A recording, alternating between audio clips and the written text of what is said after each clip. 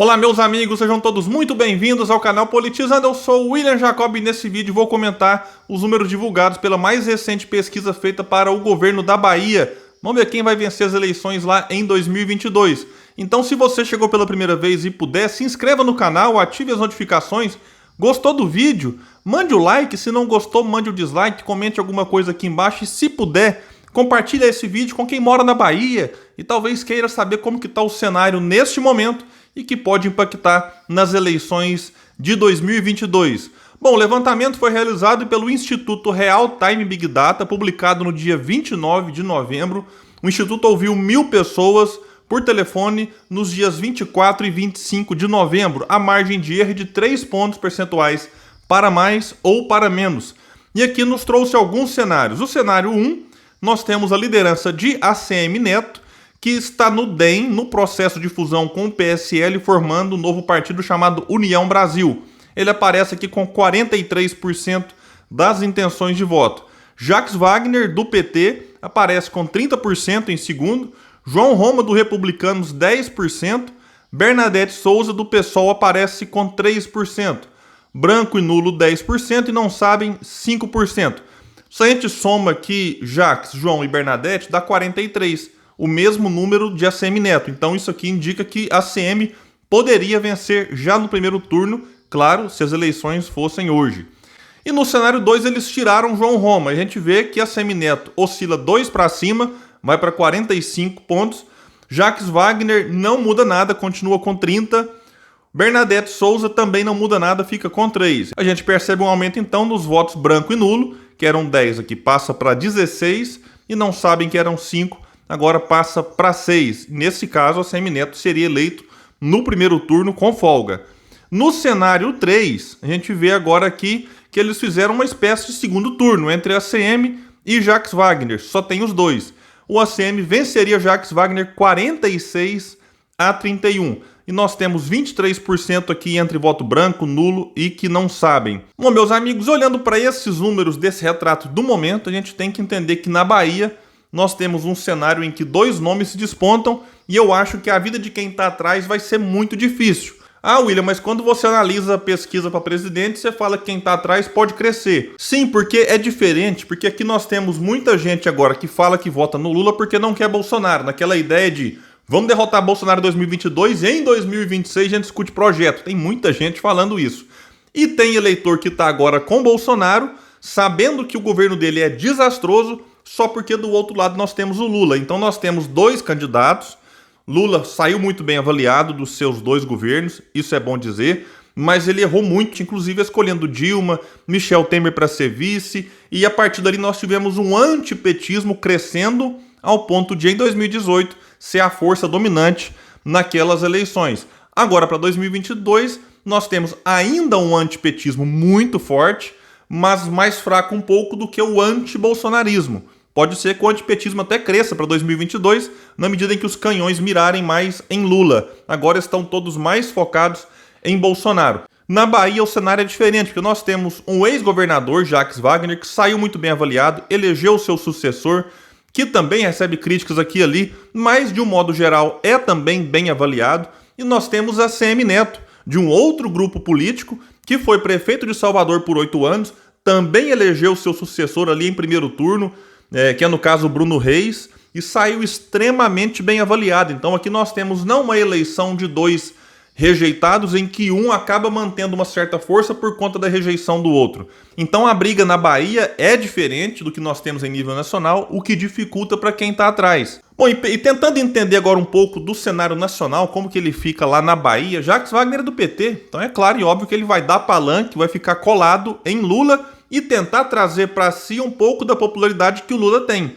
Quando você pega a pesquisa presidencial feita na Bahia, Lula aparece lá bem à frente do que tem hoje aqui, por exemplo, o próprio Jacques. Então ele vai tentar crescer um pouco em cima do Lula. Vai ser o suficiente? Olha, não é uma tarefa tão simples assim, porque cada vez mais o eleitor consegue fazer a distinção do que ele quer em nível nacional, do que ele quer para nível regional, para nível estadual. A gente observou, inclusive, que o PT, em 2020, nas eleições municipais, não elegeu nenhum prefeito de capital, mesmo vários deles tentando colar também a sua imagem na do ex-presidente da República.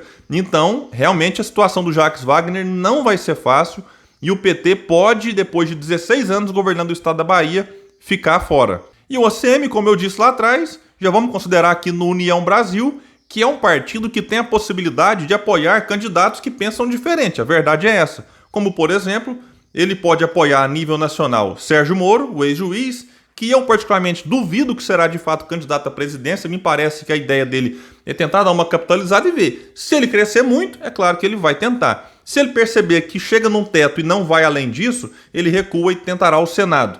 Então, o União Brasil pode apoiar sim Sérgio Moro em 2022, ou o candidato do Podemos, ou Dória, por exemplo, caso Dória entre no lugar de Sérgio Moro, tentando trazer para si os votos que o ex-juiz teria. E existe a possibilidade também da União Brasil apoiar Ciro Gomes.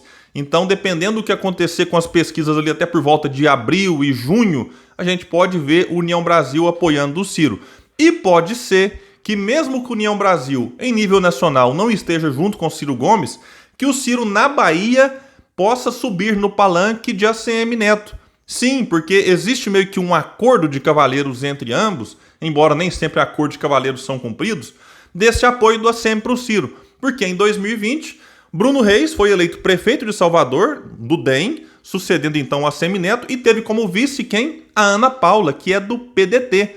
Então, em Salvador, capital da Bahia, a aliança DEM-PDT foi muito bem sucedida.